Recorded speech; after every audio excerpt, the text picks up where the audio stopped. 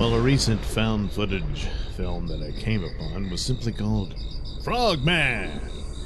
And the premise of it is not too bad. It starts off with a home movie of a family on vacation, and simple enough. And the wife, the husband are, kind of bickering, and the kids are getting on their nerves and stuff, and the basic things. And they're on their trip and whatnot, and then they come upon something in a wooded area, of course. And then they get a shot of this frog-like creature that's, about the size of a boy, really. But bigger than your average frog, and then it freeze frames there. So then it cuts to some, I guess, a YouTube guy going on about this old film and saying it's crap, it's BS, and the guy claiming it's true is a liar, so on and so forth. Mocks the guy that the guy that's claiming this is true was the little boy with the family in there. And then he went on to wanting to become a filmmaker and has shot these really bad, low-budget horror films and whatnot. And so this YouTuber's just making fun of him and mocking him. And but this incident has stayed with this man for his entire life, and now he looks to be in his 30s. They're kind of playing it younger in the movie, but so he hasn't done much with his life. He's been obsessed with that and wants to be a filmmaker, and hasn't really been all that successful at that. His girlfriend has gotten a deal his ex-girlfriend rather, is moving to Los Angeles. She's got an opportunity to be in a TV show or something like that. Anyway, she's actually going to make it. His other best friend is a bartender, wants to also work in film and stuff, but real life comes in and he's like, you gotta get a job. So he has a job, whereas Mr. Dreamer here doesn't. But he's decided to put everything into once and for all proving that Frogman's real.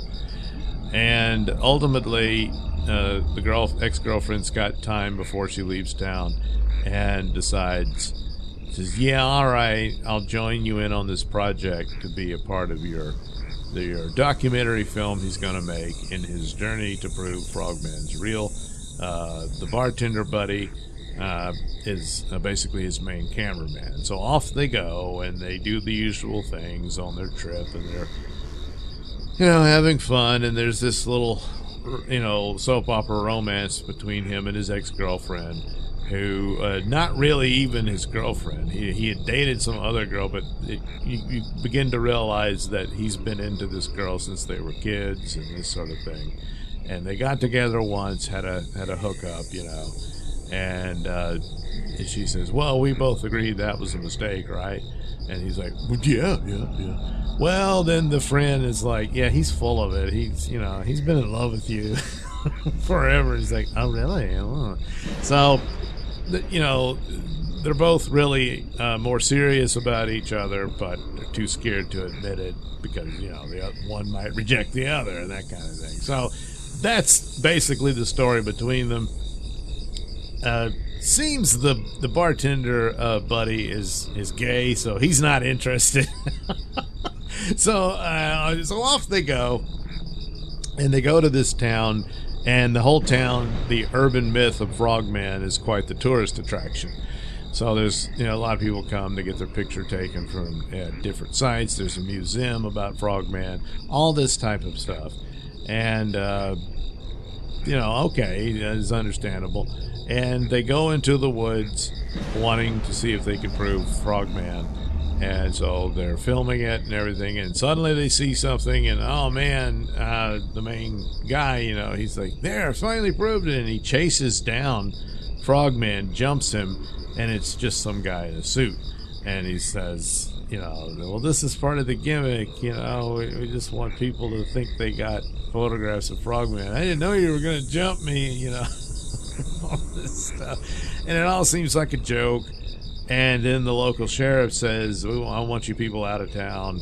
I could charge you for assaulting that guy and stuff like that." So sometimes it's almost there, and other times it isn't. Some of the performances are pretty good. Others, they're kind of failing. But the narrative is consistent, and then things get sicker and worse, and it turns out there's this whole Frogman cult. They meet a guy who tells them what the secrets are. The rest of the town, the reason the sheriff wants them out is because he's a member of the cult of Frogman too, and they're abducting girls and forcing them to give birth to Frogman's tadpoles. The cameraman, he gets attacked by Frogman, and he starts to develop these weird green boils on him and stuff like that. And then you see a couple of the other cult members, and they look similar to that, so they're turning into frog people. I guess. The girlfriend gets attacked the same way as the bartender guy, but she doesn't turn into a frog or anything. So I don't, maybe it only happens to men. I don't know. But anyway, you do get to see Frogman. Okay, even his tongue basically cocoons the girlfriend at one point. But they manage to escape, but the bartender, he doesn't make it. And what becomes of the people because there was a couple of girls being sacrifices of it, they can't save them. And but he's got his footage. They escape, and he becomes a big celebrity. But he and the girlfriend never speak again. And it's at the end, there's footage of him sitting there getting all this praise, which is all what he really wanted. But oh, the terrible cost, of Frogman. But now everyone believes it. So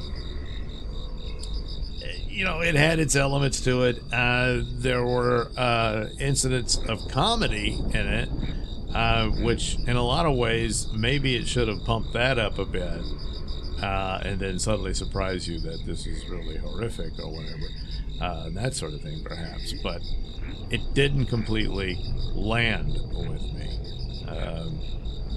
But it wasn't a bad idea. I mean, sort of a cryptid premise of this, and certainly somebody very young is more or less traumatized by this and becomes an obsession for the rest of his life, that sort of thing.